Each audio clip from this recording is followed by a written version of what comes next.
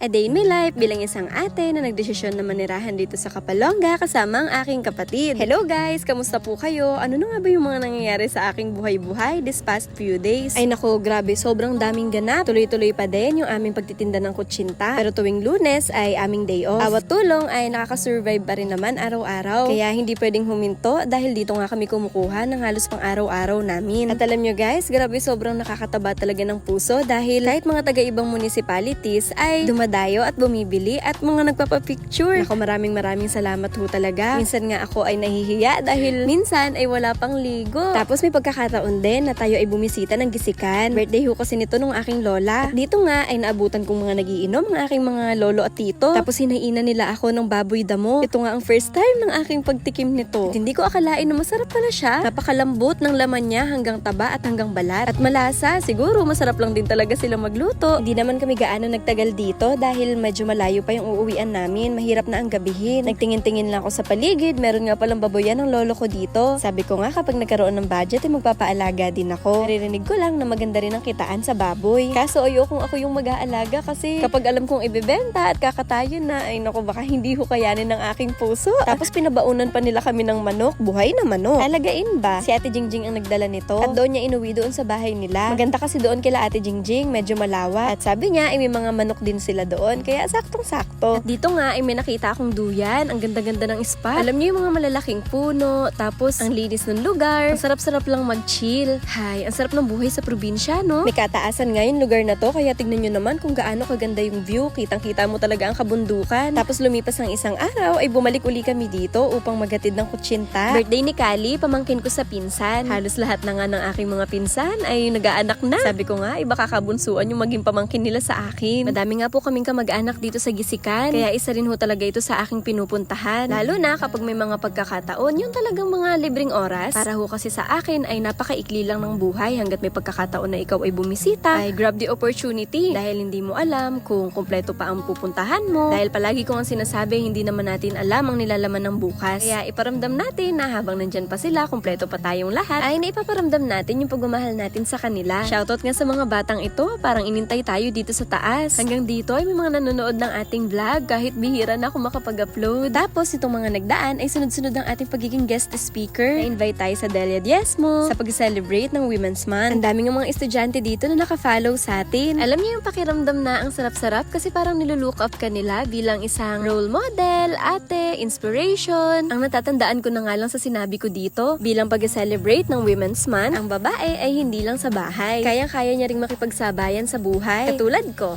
katulad namin ni Hana. Diba ho, kami ay parehas babae. Pero tignan niyo po, kinakaya namin kahit anong hirap ng buhay. Sabi ko pa dito ay kung may isa akong ipagmamalaki, hindi ito pera o kahit anong bagay, kundi dedikasyon. Yung kahit mahirap, pinipili mo pa rin magpatuloy. Pagkatapos ko nga sa Delia Diezmo, ay ito nga ang nadatnan ko dito sa amin. Di pa ubos ang aming paninda, pero maraming salamat ho sa mga patuloy na bumibili. Tapos, sumunod na araw, ay pumunta naman tayo ng Labo dahil grand opening ng Farm Station. Ito naman ay naimbitahan tayo upang i-cover ito. Ang Farm Station pala ay tindahan para sa mga taong may alagang hayop. Grabe nga yung sale nila nung opening. Nag-5 piso lang ang unang kilo nila. Tapos ay palibre pa silang ice cream dito sa lahat ng mga customers. At meron din ditong iba't ibang accessories para sa ating mga alaga. Tapos syempre, nagsabay din tayo ng kutsinta dito. May mga umorder. Sabi nila, ma'am, ay naka-follow na daw sila sa akin kahit nung nasa Rizal pa ako dahil taga Rizal din sila. Pero parang dito na rin sila sa Camarines Norte for good. Shoutout din pala dito kila sir, mga nangingi sila ng sticker. Pagkatapos ay dumaan tayo sa Aiko Lemonade. May nakasabayan pa nga tayong kumain dito ng mga taga Kapalonga din. Hello po!